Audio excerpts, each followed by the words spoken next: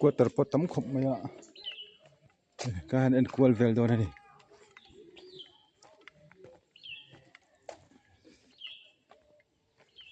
Salem boarding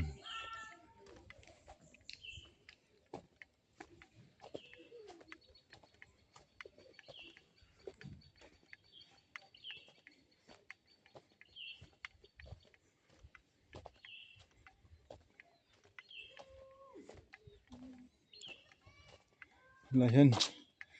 isunin thadau mai lo ma hey notice board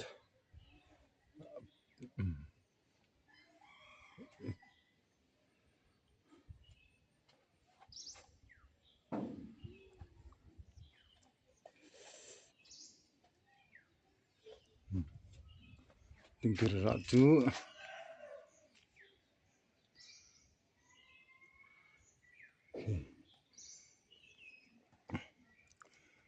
tam takani ra ki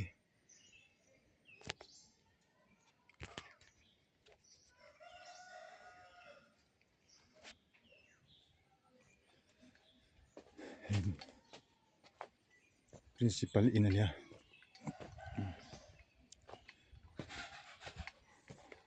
step pon nei tha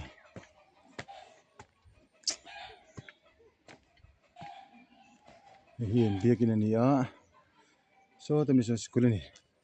kan bi dek sinang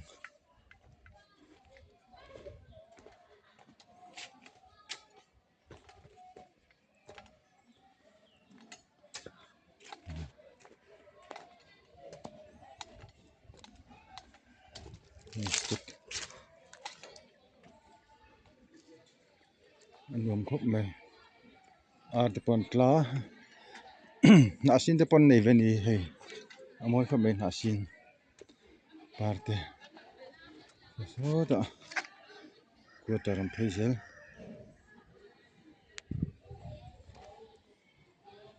biakin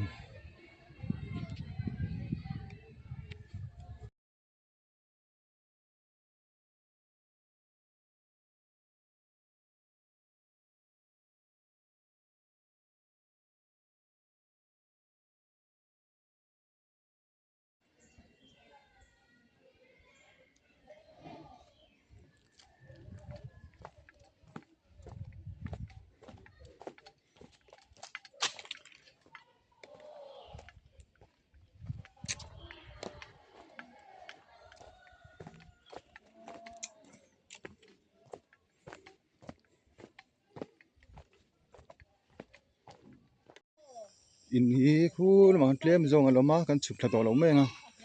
chun hei an mun ma te tha he pa po moi khop mai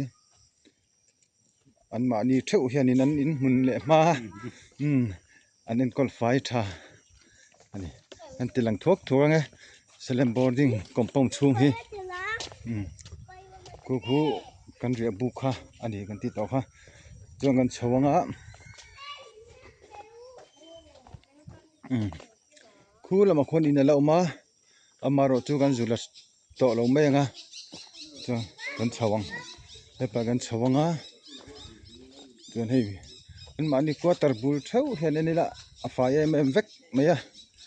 an om mei lo ani thok tu te nom mei lo ani ti kha a chiang ani an ton tla khop mai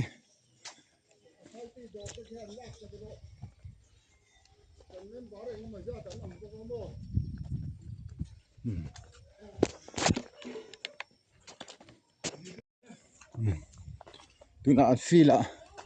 an fila kan lu chawang an fila kan lu chawanga okay than lo laga chun hela hian dor society dor omani Eng tenge zor tu tenge dor tu te customer tu tenge kan en lokang. Oh. Upate te. Balot tau. Ka jana. Thazok. Kim mai. Kim mai lo ve ve kan ni. Ha yan. Chun no pang ho in film na tual fil pon nei zau tha. Khop mai. Chun soita kan khan. La yan in film ve na. Ania. Anin film na nia. Chun bia kin te le khilai ve khatlem ga han. Phang le zok don.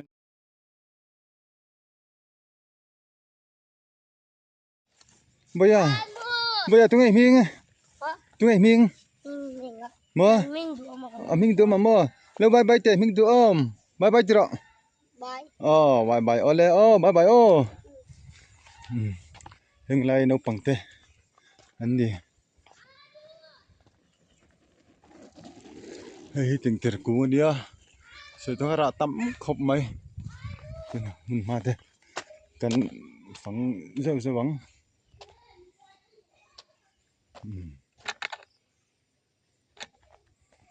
Chuanin playground thu tha to na ten ya chunin helai hianin engeni basketball badminton vel han khelna kha omboka ai waiting set nia chunin principal in tura kan nga ya hi ani pon pangpar te pon nei nal khop mai pangpar an nei nal ni hei mun le ma te ani a chun he tengan phenga hajangan chho ang nei chauka te ni a so he tengan clear kol ani heta chuan arin te arten no vula chuanin hei khu ta khon tikon ten ko tarong pol be kani khu ta te po khon ko taroma kan chawang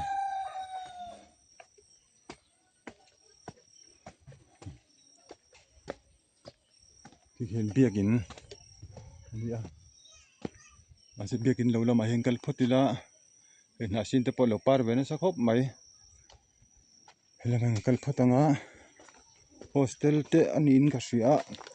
alak chi le chi lo ka that chi lawa amaro chu kan kal phei ve popanga achi lo chuanin kan hol le ang hostel ho khoi hostel ho nia hostel ho omna no pang ho omna ani hian hostel tu nam ven ne uni thikon ku bo girls hostel ani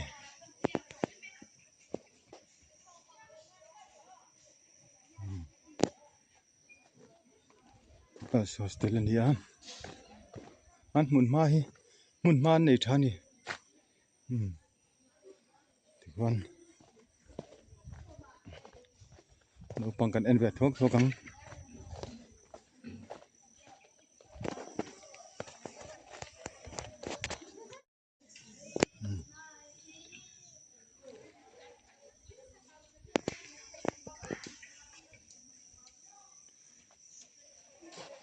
nula te ho po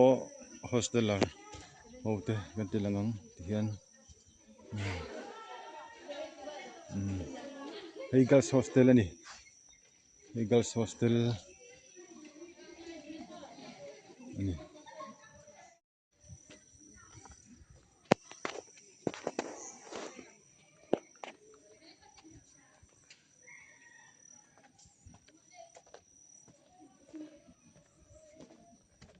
ten thei chen chengan phang thok thokanga a khoi nge khoi lo kan shelo pangpar nei nal khop mai hi medum par te po nei ni moi khop mai ki school anin ka ria nei moi khop mai hi poi thei hai bukonia hei an school ania hei hemi poi school ania tunin hei hi quarter ani karinga chu khu hostel girls hostel khani no pangte po an lo om nak mai khati chin khan ni ro se phota he magan chho lenga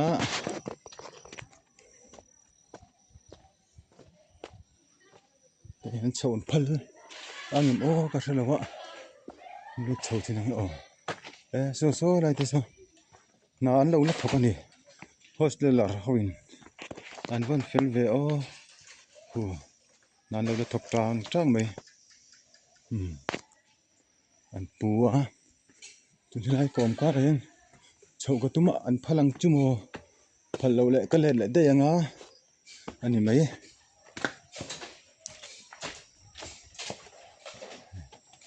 lai hi center nia so nan lo na thok na semen ban fel ve so lai dar nga ri don to tun hen hostel ar hawin na an lo na thokani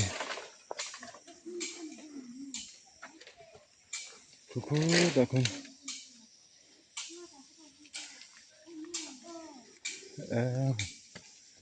mami van fel ve dengan phayang trong an sat chia lo ani mai thei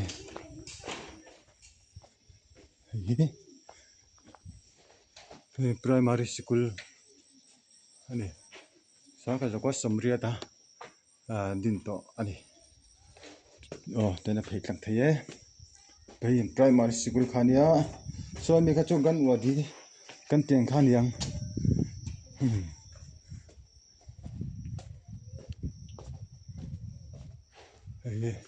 teacher common room ania chuan hei office ani an lu china an phalang emole ka thlawa ela tangin ela kal thelo school pon nei changklung thakop mai hei nursery room ania chuan computer room ompoka chun hela nge ni music zirna room poma nei changklung khom chuan hei so class 2 3 4 5 6 ati hana in class chho to ni hian school chuni moi khop mai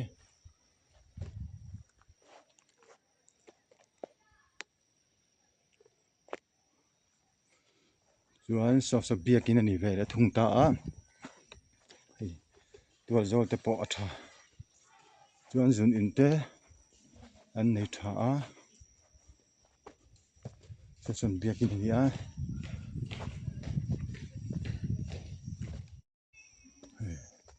tuina sak that an len to lo do wangin extend an tuma ma an lo la me ka ta po hianin puyan ngai hle ni hei hen veranda khania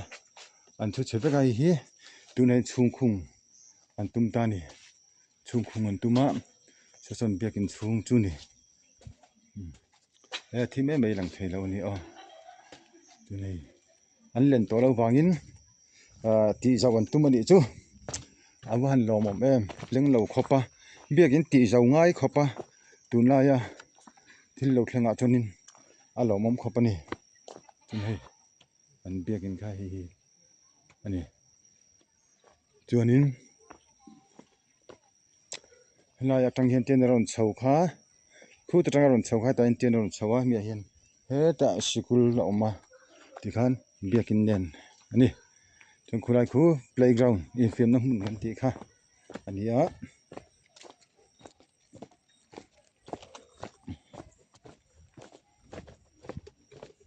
lo ka point ten quarter la zel ani hei feel pang par pon nal khop mai midum par le apareng hi nge ming nia moi khop mai alal lar khop mai nal khop mai pang par te pon lo ching ni จนไล่ฟิลเพลย์กราวด์วันติกันกันนะคันนี่ตาจนไล่เห็นเฟลไฟตักินจุนอินอันเราเสียมบกะจวนนอมบลหาลนะตีรัลนะมุนค่ะไล่เราเสียมบกนี่อันวันทกนะสะเอ็มจุนอินคันนี่เฮ้ยอันมุนมาเร่เฮียคอยไล่ไม่พอยอาฝ่ายเอ็มเวกไม่นี่เฮ้ยอันนั้นคลีร์ละเฮ้ยคอมปองปอนถึงอย่างฟิลปอนอันนี้ต่อจุงโตคันนี้อาฝ่ายเอ็มเวกไม่นี่อันทกนะสะเลติเชียตันนี่โซ่ไล่โซ่ society door กันตีคันเนี่ยจวนนี้ไอ้นูปังเตปอนเลยเฟียมเวนักปกะ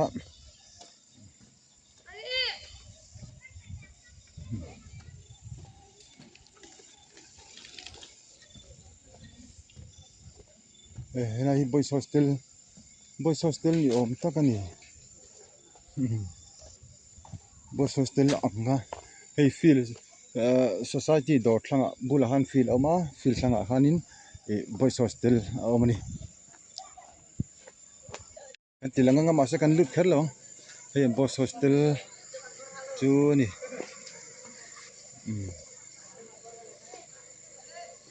อันนี้เฟียมเวนักแทง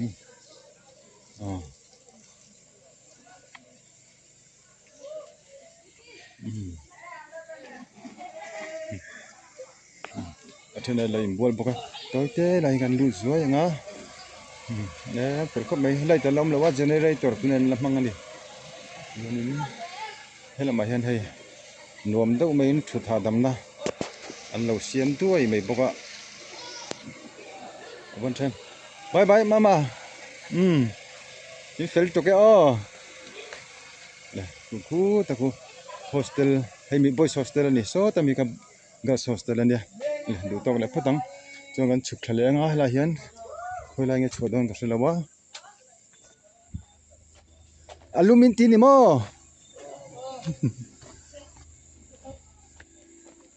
เฮ้ยแล้วหลังตัว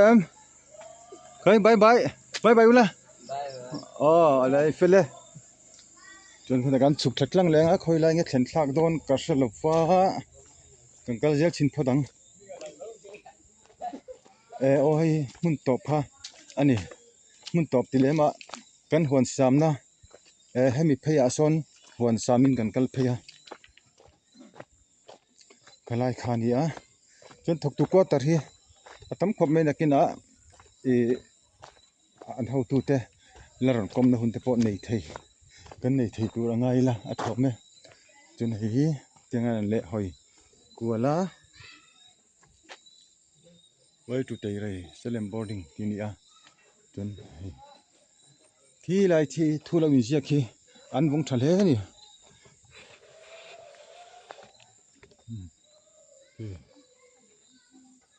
อินเลเวลวงไฟรอที่นี่กังกัลตากังขานินอันวงไฟนี่เสเลนี่จนเฮละไม่กวาดอารมณ์เพย์ดวดกันติดต่อบกค่ะ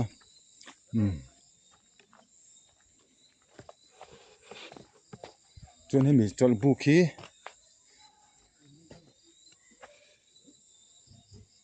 อุปะลารำทางจอลบุกที่อันนี้เราพอนี่มิ่งอัฐคบไหมอันโดนได้จนที่ข้างกันลูดเฉาเละเจี๊ยตาผมปงอาคานิน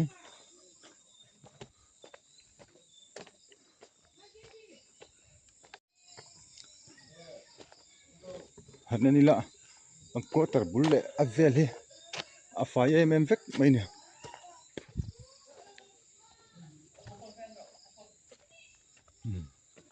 มุนเละมานี่ฝ่ายเอ็มเวกอันนี้ไอ้ที่เห็น society ดอร์ค่ะกันหัวปุ๊บตีนอ่างนี่จูจวนเฮ้ย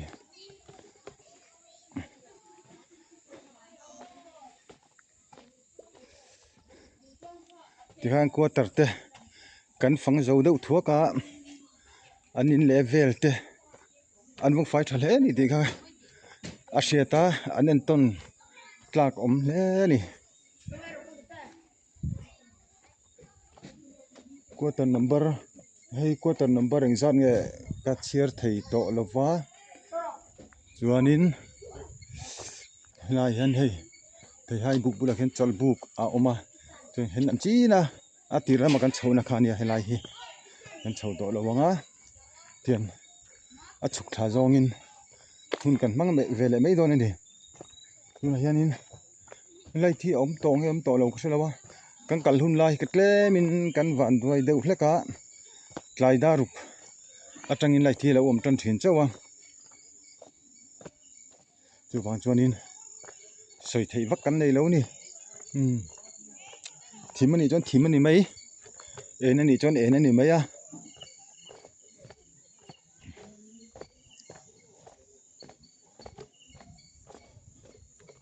ole tuna hinai pi ma thani helaya Salem boarding ma thani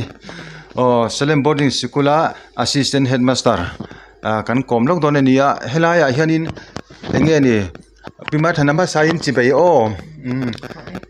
chuan thil ho mai le mi te nan lo shet ve dua kan rin te toite tein zona kan zon don che ama sain helai hen thok tu eng zan nge om le thok tu hi sikul lama thok tu evangelist teacher kan ti hi mi som pariat kan oma sinot mai atang hian sinot mission board mai atang hian ti chuan daily wages pakhat kan nei boka ti chuan chu zertir tu be kan hi ti chuan school office lama thok hi 4th grade pani le OA ne kan vai ni som ni kan ni kan hung chuan chu sikul lambe kan ni elai hi chuan department rang kan oma agriculture department an oma chu ta chuan mi pathum an om boka chuan medical department here oma ta chuan nurse missionary nurse pakhat a om boka tiang chu kan din mun ani chuan ni zirlai student here me pa hen mi pa me chere mi pa he vai hen student ne zat ngai nei mi sil thi kan student te han so hila kho chung be chan kan ni lawa hostel a om an ni tlang puya kan thok tu fa te ti lo hi chu hostel a om vek an ni an vain tuna hian mi zan hi le ariap mi zan hi le panga kan nei ni chu apolo mom ve tam hle me mo chuan chung student zinga hosteler zinga chuanin keimani mizo in ti hi kan tam eng mi tengen ni hlom mizo hi kan fa te ba ka mun chana tang po hian om ve amai ro chu helai hi ru le chak ma kwal deu ani awangin ase tam zo khi chu ami no pang tam zo khi chu ru le chak ma ania chuan ma mi district le lunglei district chunga tang yang kho som thum ve na tang le local community ani chu en kol hian har sa em namdang an ni na atang hian pathian hian min veng khopa Salem boarding hi no pang te hi mun rang le mi ze rang atang local com an ni chung hian har sa le tuk le mang an khak hi kan la nei lawa hostel a po te za thi an om khoma boy na lian tham hi kan la nei lawa kan lom ne apathian hian a po hian lom thu kan sei mol thin ni chuan ni ko san lampang hanin zot le lokila helai no pang local zong hi presbyterian ko san ani nge ko sang lo ni ta se mun khata in local pui vek mai emni nia helai ron kal te hi presbyterian chau an ni lawa ko sang te ring lo te an ni christian la ni lo ring lo te po an oma amai ro chu helai chuan ko presbyterian ke ma ni ko san talphung angin kan lo en kol topa tiang chuan kan ka raya Mizoram ko san presbyterian ko san talphung pa ngai ang takhian kan lo topa ni lai chu chuan chung te na enge an complain vel om lem lo emma han har sat na kan na nei ngai mia lawa chu ang chu an ni po hian heng kan ti dan le lo pang kan lo zirtir te biak in chung on dan le eng mo ko na sang te po hi an lom ve ne ing ka sia chan chu an ko sana ka tiang ang kha an chom ni wang khan an lom zok ni kan ngai nia in this pin he thani ti she ta hei veng te ka han en calling compound chung te fel fai lo lai reng re yam lo wa chuan khu lai khwanin iveng wong fai ro ti emoni kha lo in tar boka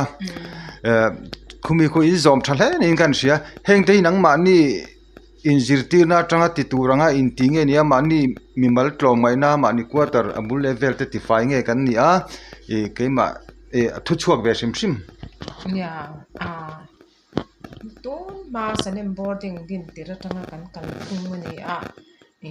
athok to te po hian keima ni compound ne kan quarter te en kol hi chu kan mo pho na ani tin nai compound chung ti fai ne ti zong song hi kan zawai hian kan thok tlang ani pera no pang ti hian an social wa katan in rin ni sing tin hian kho chung phya fai na hi an thok thina jing kara mun hi an phya ta tin ke ma nin mi mal in vel le ino zong song hi chu thok tu ten in quarter nei tu ten kan ti ani ole alo me chun hostel ka thil pakhat kan zor le lokang chenga engari hostel man le admission ti fel lai kha engting nge me a thile lok hostel hi atira andin na nen chuan to na hi chuan in ang nei thei to la ba to na hi chuan admission fees le an monthly fee le mess fee hi choi tlang pu om ve chu ta tan chuan hostel apum pui hian sang hi ven ani chuan khakhat chunga an choi hi mess fee hi azaria tani khakhata chuan tuition fee zahni somnga nen khakhata sang khat somnga choi ani chu ato lem lo chu atro athal he mai athok tu tai ni pe na poro pui asiata chuan thil pakhat le lok biakina khan nge jing tong trai ate po kan kalvek thina ti te le inkhom na tuma abo bangom lom nge inkhom vek thin ti te kha adik rengem hi kan ti thin dan pang ngai reng ani no pang zong song te na emo har sat na bik an nei ni lo chuan jing tong trai inkhom an kalveka chuan inkhom hi an thul ngai lo dam lo te po hi achang phe chuan kal thei lo te po hi an ron in pothenga tiang khan inkhom hi an ngai pui moi ema engem ku tak bik ti lo hi chu inkhom lo kan om ngai lo ni alo mom hle mai nang ma ni thok tu te pi le pu te ho na thora kha ani ti kha shen ngoi ngoya le inkom na hun thatak men pe kan loma salem boarding in local zel tura lalpan mal somna in vurin ompui zel chero se ti kha kan du thu samani